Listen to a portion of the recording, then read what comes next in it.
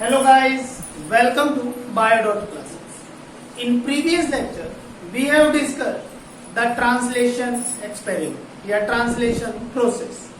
In translation, we have discussed the step initiation. Today, we will discuss the elongation process of translation. यानी कि translation की elongation process कैसे होगी, इस process के अंदर कौन से फैक्टर काम करेंगे और इलोंगेशन के बाद जो टर्मिनेशन स्टेप आता है उसके लिए कौन सा फैक्टर रिस्पॉन्सिबल होगा, ये सारी चीजें देखेंगे आज के लेक्चर के अंदर। तो मैं सबसे पहले बात कर रहा हूं elongation.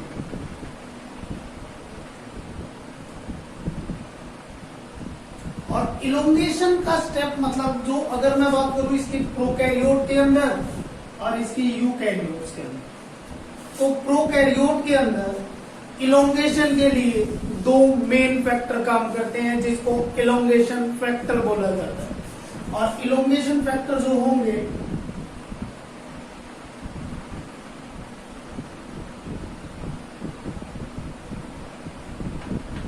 there are main two elongation factor, that is elongation factor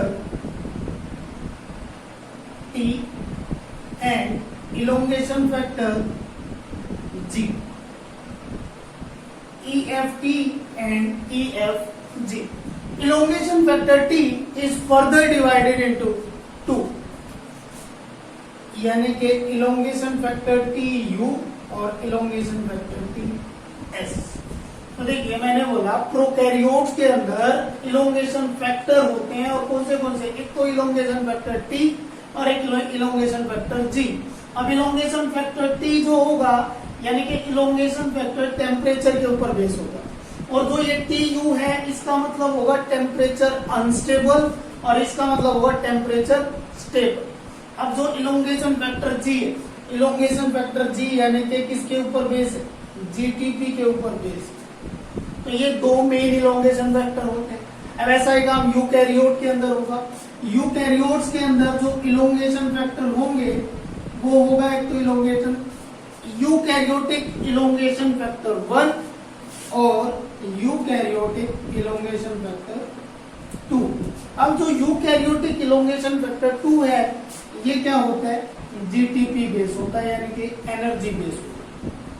अब इनका क्या काम होगा ये जब हम प्रोसेस पढ़ेंगे तब डिस्कस करते हैं। तो देखिए मैंने बताया कि प्रोकैरियोट और यूकैरियोट के अंदर मेन इलोंगेशन फैक्टर प्रेजेंट होते हैं जो इलोंगेशन की प्रोसेस को क्या करवाएंगे, कंटिन्यू करवाएंगे या इलोंगेशन की प्रोसेस में हेल्प करवाएंगे। अब इलोंगेशन फैक्टर टेम्परेचर जो होगा, जो टेम्परेचर अनस्टेबल और टेम्परेचर स्टेबल दो कैटेगरी में डिवाइड होता है। अब इलोंगेशन फैक्टर जी यानी कि जीटीपी बेस होगा। अब यूकैरियोट के अंदर इलोंगेशन फैक्टर 1 और इलोंगेशन फैक्टर 2 होगा, और जो यूकैरियोट के अंदर इलोंगेशन फैक्टर 2 होगा ये बेस होगा किसके ऊपर, जीटीपी के ऊपर। अब एक चीज देखते हैं कि इलोंगेशन की प्रोसेस कैसे होगी।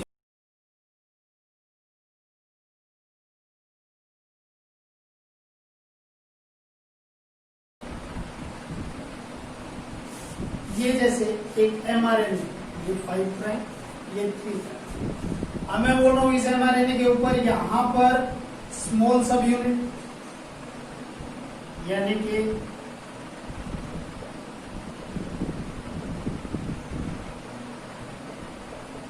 और किसकी स्मॉल सब यूनिट है, ये राइबोसोम की स्मॉल सब यूनिट। अब इस राइबोसोम की स्मॉल सब यूनिट को कौन लेकर आएगा, प्रोकैरियोट के अंदर तो लेकर आया था इलोंगेशन फैक्टर यानी कि इनिशिएशन फैक्टर 3 और यूकैरियोट्स के अंदर लेकर आया था इसको इनिशिएशन फैक्टर 2।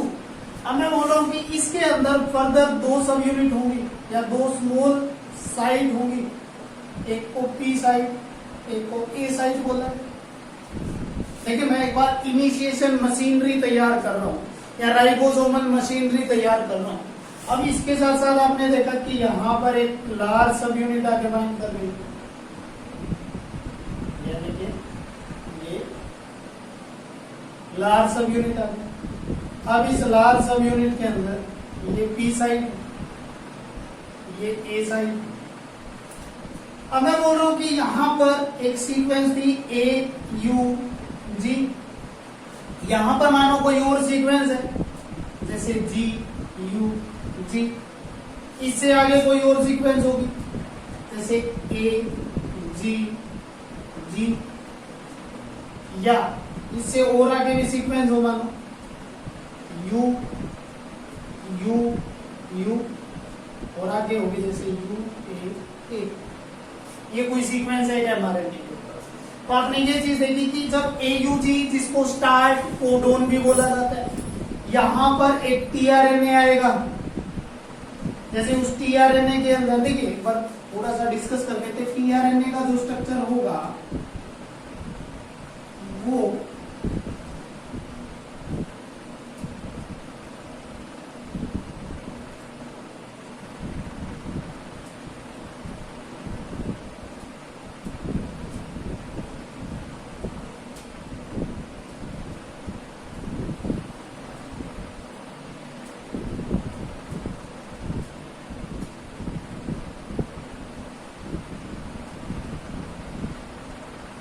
ये एक tRNA का स्ट्रक्चर होता है, जिसके अंदर देखिए एक ये लूप है जिसको डी लूप के नाम से जाना जाता है,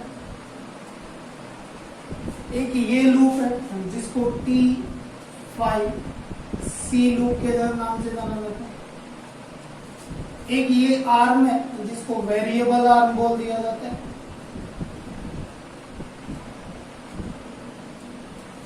एक ये है जिसको एंटीकोडोन लूप बोल दिया जाता है।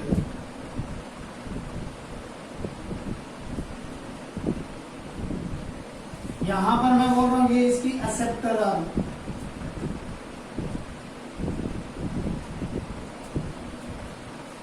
एक्सेप्टर, ये 5 प्राइम और ये 3 प्राइम।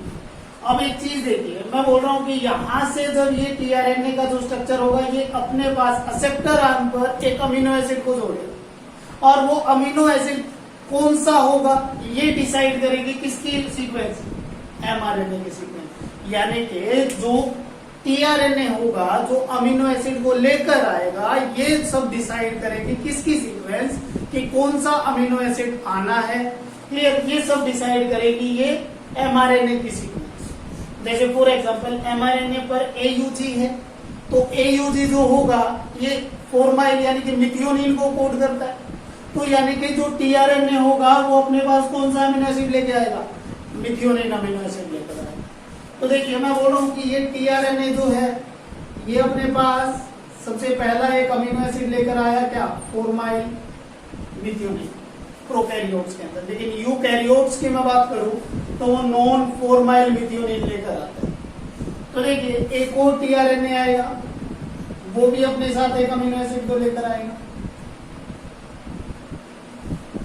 तो ये एक इनिशिएशन या एक राइबोसोमल मशीनरी तैयार होगी। अब यानी कि बढ़ते इलोंगेशन की तरफ, यानी कि नए नए tRNA आएंगे और वो क्या करते रहेंगे, अमीनो एसिड के चेन बनाते रहेंगे, जिसकी वजह से प्रोटीन की सिंथेसिस हो जाएगी। लेकिन देखिए एक बात बता रहा हूं, सबसे पहला जो अमीनो एसिड आएगा या सबसे पहला जो tRNA बाइंड होगा वो हमेशा किस पर होगा, पेप्टाइडल साइट पर। उसके बाद में जितने भी tRNA आएंगे वो सारे के सारे अमीनो एसाइल साइट पर ही बाइंड होंगे, यानी कि सबसे फर्स्ट जो tRNA अमीनो एसिड को लेकर आएगा वो बाइंड होगा पेप्टाइडल साइट पर। उसके बाद में जितने भी अमीनो एसिड आएंगे यानी कि tRNA के थ्रू, वो सारे बाइंड होंगे किसके ऊपर, ए साइट के ऊपर, यानी अमीनो एसाइल साइट के ऊपर। तो देखिए ये एक राइबोसोमल मशीनरी तैयार होगी। अब ये राइबोसोमल मशीनरी यानी कि कैसे इनके अंदर बॉन्ड फॉर्मेशन होगी,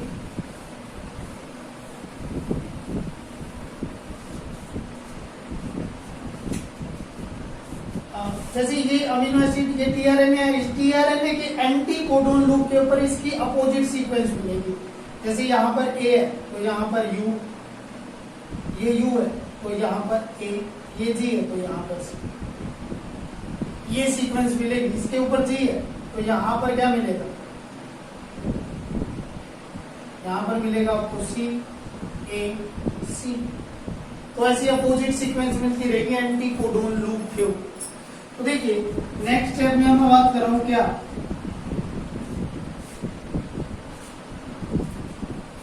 कि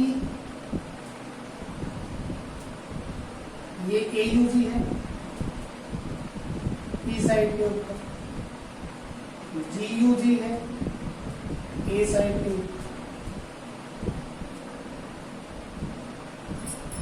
यहाँ पर ये एक अमीनो एसिड को लेकर आ गया टीआरएनए, ये टीआरएनए एक अमीनो एसिड को लेकर आ गया, ये स्मॉल सब यूनिट बाइंड हो रखी है, ये लार्ज सब यूनिट बाइंड हो रखी है। अब देखिए एक चीज बता रहे हैं, यहाँ पर क्या होगा कि इन दोनों के बीच में पी साइट वाले और ए साइट वाले अमीनो एसिड के बीच में क्या बनेगी, बॉन्ड फॉर्मेशन होगी। और जो यहाँ पर ये बॉन्ड बनेगा, ये बनेगा कौन सा, पेप्टाइड बॉन्ड। और इस पेप्टाइड बॉन्ड को बनाएगा कौन, एक enzyme, peptidyl transferase, peptidyl transferase. तो देखिए ये बॉन्ड कैसे बनेगा, एक बार थोड़ा सा डीपली देखते हैं इसको। मैं बोल रहा हूं कि एक अमीनो एसिड के स्ट्रक्चर में आपने ये एक सिंपल स्ट्रक्चर देखा होगा अमीनो एसिड का,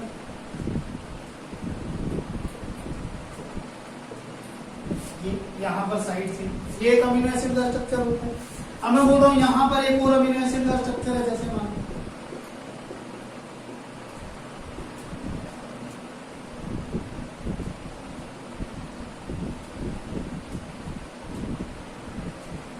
NH2। अब मैं बोल रहा हूं देखिए यहां पर इसका तो OH और इसका ये एक H वाटर की फॉर्म में बाहर निकल जाएंगे, और वाटर की फॉर्म में जब ये बाहर निकलेंगे तो ये CO जो होगा इस HN या NH के साथ एक बॉन्ड बना लेगा, यानी कि यहां पर रह जाएगा कौन,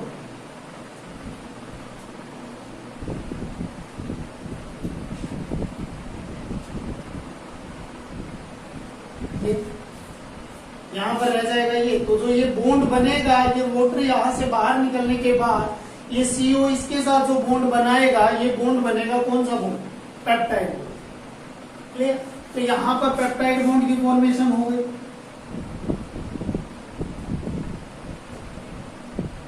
यानी इसका OH और एक ये इसका H वाटर की फॉर्म में बाहर निकल जाएंगे, और जो बॉन्ड बनेगा ये पेप्टाइड बॉन्ड बनेगा।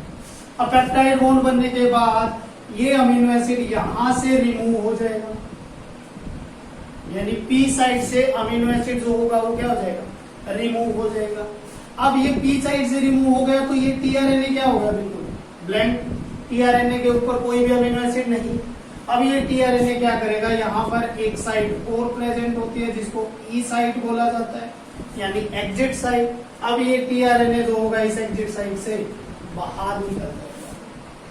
यानी कि देखिए मैंने आप लोगों को एक बात बताई कि पेप्टाइडल साइट पर जो टीआरएनए अमीनो एसिड को लेकर आएगा, वो टीआरएनए यानी उसका जो अमीनो एसिड है वो बॉन्ड बना लेगा ए साइट वाले अमीनो एसिड के साथ, और जो बॉन्ड बनेगा वो पेप्टाइड बॉन्ड बनेगा। अब पेप्टाइड बॉन्ड जब बन जाएगा तो मैं बोल रहा हूँ कि ये पी साइट वाले अमीनो एसिड रिमूव हो जाएगा इस टीआरएनए से। रिमूव होने के बाद ये जो फ्री हो जाएगा ये टीआरएनए, और ये टीआरएनए जो फ्री हो जाएगा तो एग्जिट साइड से बाहर निकल जाएगा।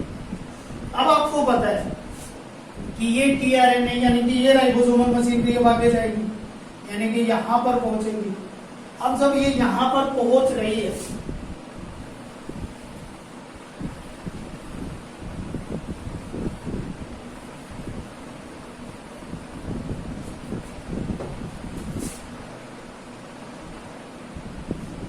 तो ये AUG है, यहां पर GUG था। अब ये जो मशीनरी थी यानी कि अब ये स्मॉल सब यूनिट यहां बाइंड हो जाएगी,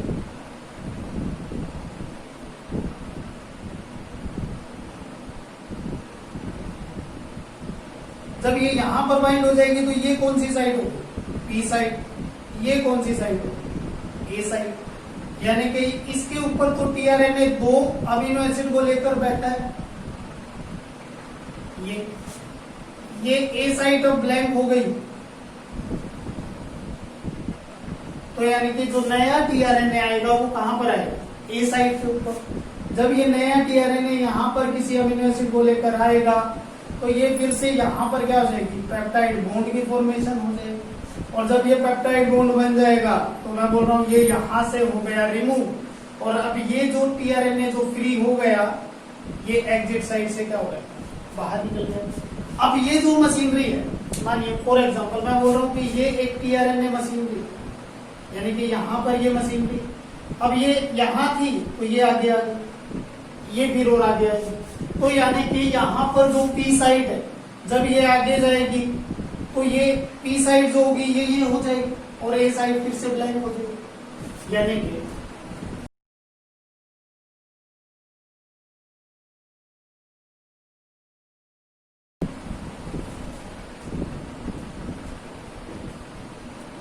ये ए यूजी था, अब जी यूजी था,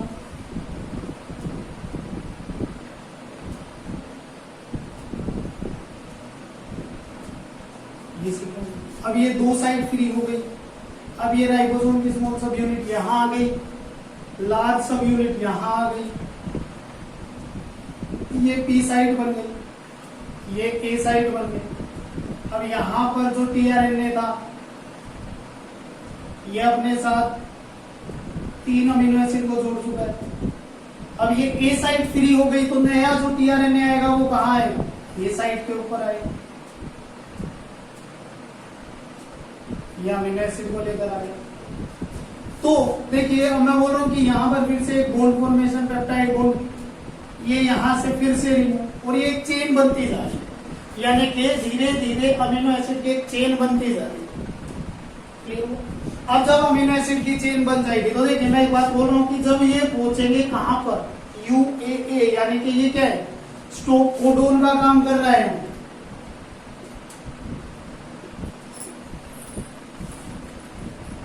और इस स्टॉप कोडोन के अंदर जब जैसे ही ये मशीनरी स्टॉप कोडोन के ऊपर पहुंचेगी तो ये किसी भी अमीनो एसिड को कोड नहीं करता, तो यानी कि कोई भी टीआरएनए यहां पर आके बाइंड नहीं करेगा।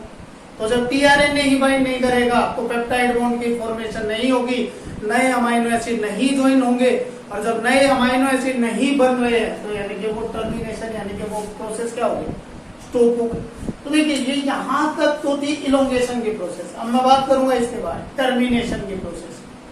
तो देखिए एक बार थोड़ा सा क्विक रिव्यू लेते हैं इलोंगेशन की प्रोसेस का। मैंने बोला कि इलोंगेशन के अंदर एक पेप्टाइडल साइट हो, एक अमीनो एसिड साइट हो, एक टीआरएनए दोनों साइड के ऊपर आएगा। सबसे पहला टीआरएनए आया पेप्टाइडल साइट पर, दूसरा टीआरएनए आया अमीनो एसिड साइट के ऊपर। अब जो टीआरएनए था अमीनो एसिड साइट का टीआरएनए और इसका जो टीआरएनए पर जो अमीनो एसिड था इनके अंदर बॉन्ड फॉर्मेशन, जो बॉन्ड बना उसको बोल दिया पेप्टाइड बॉन्ड। कैसे बना ये मैं आपको बता चुका हूं। अब जो जब ये बॉन्ड फॉर्मेशन हो जाएगी तो पेप्टाइडल साइट से ये अमीनो एसिड क्या हो जाएगा, फ्री हो जाएगा, यानी डीअटैच हो जाएगा। और जैसे ये डीअटैच होगा तो ये फ्री टीआरएनए एग्जिट साइड से बाहर निकल जाएगा। अब ये मशीनरी आगे बढ़ती चलेगी, जैसे ये मशीनरी यहां से यहां आएगी तो ये ए साइड बन जाएगी, ये पी साइड बन जाएगी, ये ए साइड फिर से फ्री हो गई तो नया जो टीआरएनए होगा वो ए साइड के ऊपर आके बाइंड करेगा और इन अमीनो एसिड में फिर से पेप्टाइड बॉन्ड बनेगा, और ये यहां से फिर से रिमूव होने का अमीनो एसिड की चेन बनती जा रही है, यानी कि जो ये फ्री टीआरएनए होगा ये फिर से एग्जिट साइड से बाहर निकल जाए। तो ये तो हुआ इलोंगेशन। अब लास्ट स्टेप की तरफ बढ़ते हैं, टर्मिनेशन। टर्मिनेशन की प्रोसेस ऐसे होगी,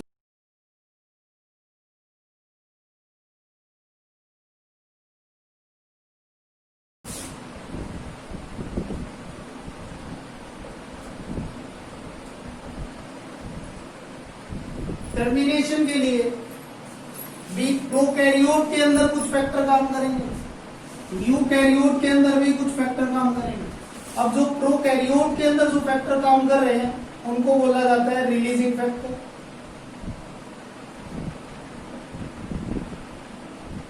और जो यूकैरियोट के अंदर देखिए रिलीजिंग फैक्टर जो होंगे वो कितने होंगे, प्रोकैरियोट के अंदर रिलीजिंग फैक्टर 1 और रिलीजिंग फैक्टर 2 होते हैं। यूकैरियोट के अंदर केवल एक सिंगल रिलीजिंग फैक्टर होगा, रिलीजिंग फैक्टर। अब मैं बोल रहा हूं तो ये रिलीजिंग फैक्टर यानी कि ये कब आएगा, जैसे एमआरएनए के ऊपर मैं बोल रहा हूं कि यहां पर राइबोसोमल मशीनरी पहुंच गई, यहां पर UAA ये सीक्वेंस क्लियर। जब या तो देखिए रिलीजिंग फैक्टर 1 कब काम करेगा, जब सीक्वेंस हो UAA या UAG। जब ये दो सीक्वेंस मिलेंगी तो रिलीजिंग फैक्टर 1 काम करेगा, और जब ये सीक्वेंस मिलेगी या तो UA मतलब रिलीजिंग फैक्टर 2 भी कर सकता है या UGA होगा, तब रिलीजिंग फैक्टर 2 काम करेगा। ये तो दो रिलीजिंग फैक्टर, और यूकैरियोट के अंदर तीनों के लिए एक ही रिलीजिंग फैक्टर काम करता है। तो ये क्या हो जाएगा, यहां पर जैसे ही ये मतलब मशीनरी राइबोसोमल मशीनरी UA या स्टॉप कोडोन पर पहुंचेगी, वहीं पर प्रोसेस जो होगी ट्रांसलेशन की वो क्या हो जाएगी, स्टॉप हो जाएगी। तो ये तो सब कुछ था ट्रांसलेशन के बारे में। अब ट्रांसलेशन के बाद इसी टॉपिक में आता है क्या, रेगुलेशन ऑफ जीन एक्सप्रेशन। और regulation of gene expression, operon model, ये सारी चीजें करेंगे हम नेक्स्ट लेक्चर के अंदर। तब तक वीडियो को लाइक करें, शेयर करें, चैनल को सब्सक्राइब करें, और जो भी डाउट आ रहे हैं वो मुझे कमेंट सेक्शन में लिखकर जरूर बताएं। Thank you.